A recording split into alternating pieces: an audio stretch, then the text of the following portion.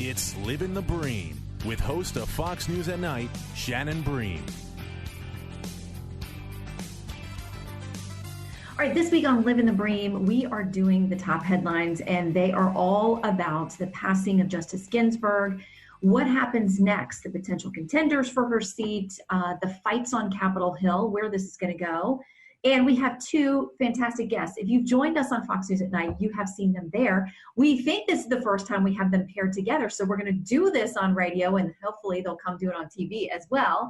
We've got Dave Brown with us, who headed up nominations when he was a staffer for Senator Murray over on Capitol Hill. He's a Democratic strategist, and you've seen him come discuss all kinds of topics on with us. Also with us today, Mike Davis. He's the president and founder of the Article 3 Project, or A3P. He has all kinds of bona fides on the Hill, as well as former chief counsel on nominations to the Senate Judiciary Committee. He's a former clerk for now Justice Gorsuch. So these gentlemen know a thing or two about the judiciary, how it works, how the nomination and confirmation process works, and we're glad to have them both with us. Welcome, guys. Hey, Shannon. Thanks for having me. Thank you for having me, Shannon. Okay, I want to first start by asking you both to give us some thoughts on the legacy, the seat that is left open now by Justice Ginsburg, what her mark will be on the court and more broadly on the country. Mike, start with you.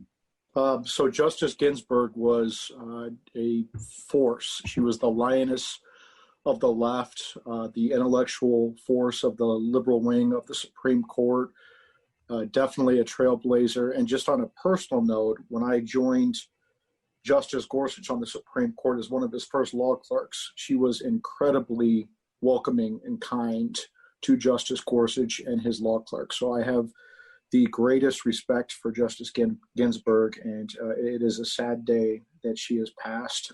She leaves behind a tremendous legacy. Dave?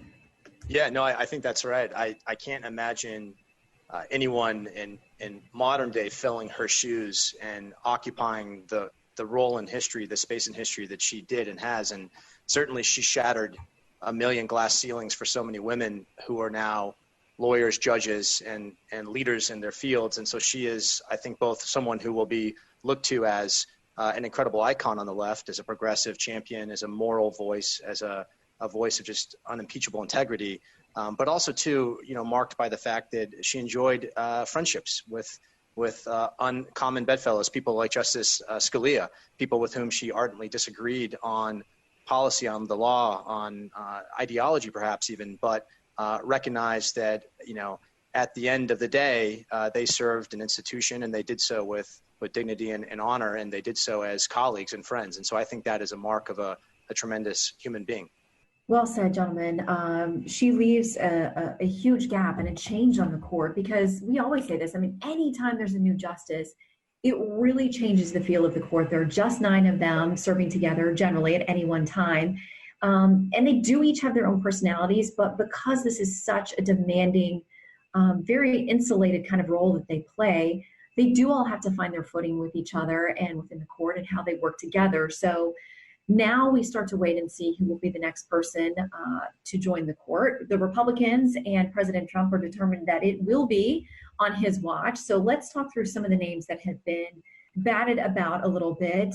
We think the list is very much narrowed down, but let's talk a little bit so people know a little bit about some of the folks on the list. Let's talk about Allison Jones Rushing. Mike, if you would.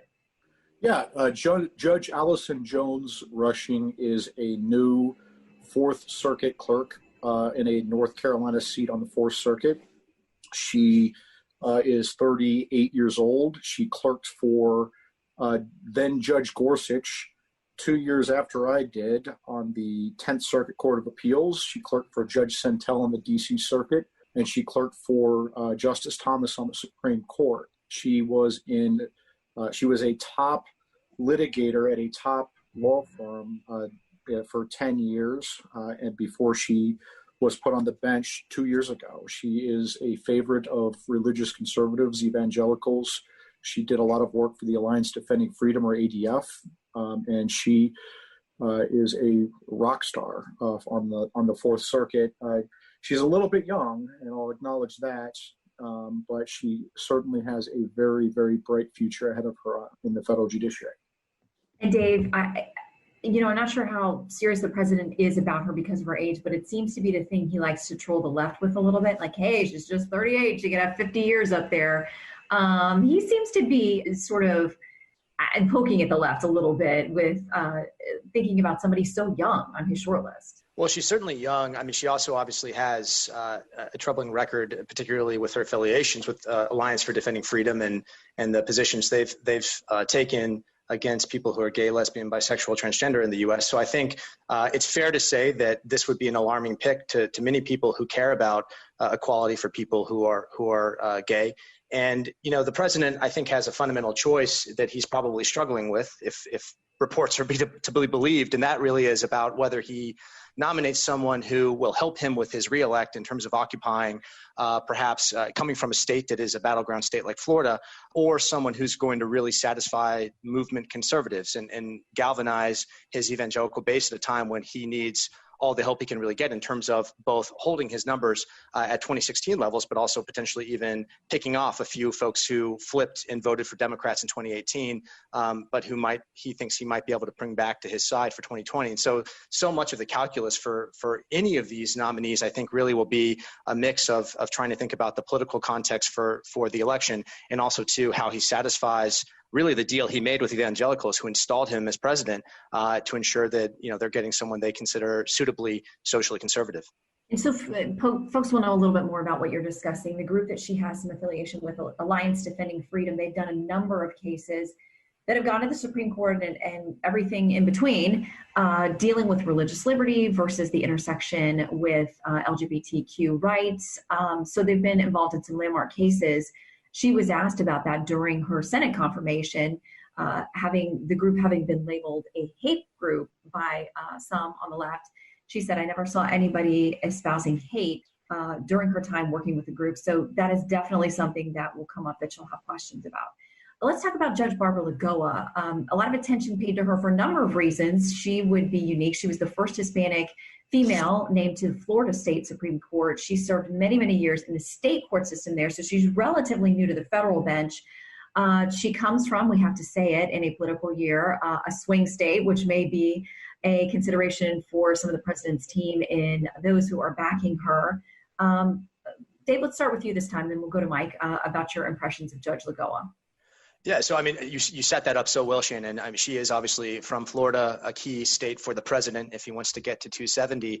She's a Cuban American, and so, and again, just purely from a political electoral perspective, that's a base that the president is polling well with right now in Florida, and certainly this would be a way to really bolster that standing. But again, this sort of speaks to that cleavage I was describing a moment ago between movement conservatives and the more, let's call them, political pragmatists within the White House and on the campaign.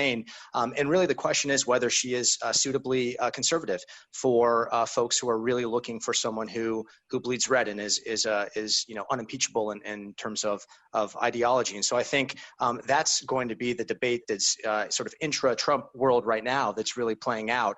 And you're seeing a lot of coverage right now, Shannon, about whether the president should pick her or Judge Barrett, and really setting up a showdown perhaps between the two. So it'll be interesting to see where this shakes out. Okay, so Mike, is she conservative enough for the folks who have concerns on that side of the bench and want a specific thing from this president? Sure. I mean, I've heard great things about her from a lot of different people. I think she's more than just a Cuban woman from Florida. And so I think there's a lot more to Judge Lagoa than just political appeal. She's 52 years old. She was a Columbia Law grad. She was a former federal prosecutor. She was a Florida state judge for 13 years at every level of the Florida state system, district court, appellate court, Florida Supreme Court. She's been on the 11th Circuit, a Florida-based seat on the 11th Circuit for a year now. She is a committed textualist and originalist, as she testified at her hearing. She got 80 votes in the Senate, including a majority of the Democrats on the Senate Judiciary Committee and a majority of Democrats in the full Senate. She is ABA well qualified. ABA well qualified used to be the Democrats' gold standard. So not only does she have a compelling life story and a good political point, she's also a highly qualified jurist who would make a great pick for the Supreme Court. Okay, so let's now talk about the front runner who was in the mix the last time around. She is the one that is on the top of everybody's list this time around for their predictions. Judge Amy Coney Barrett. She is 48 years old. She is a mother of 7 and currently a federal judge. She's had a little bit. For the full podcast, go to foxnewspodcast.com.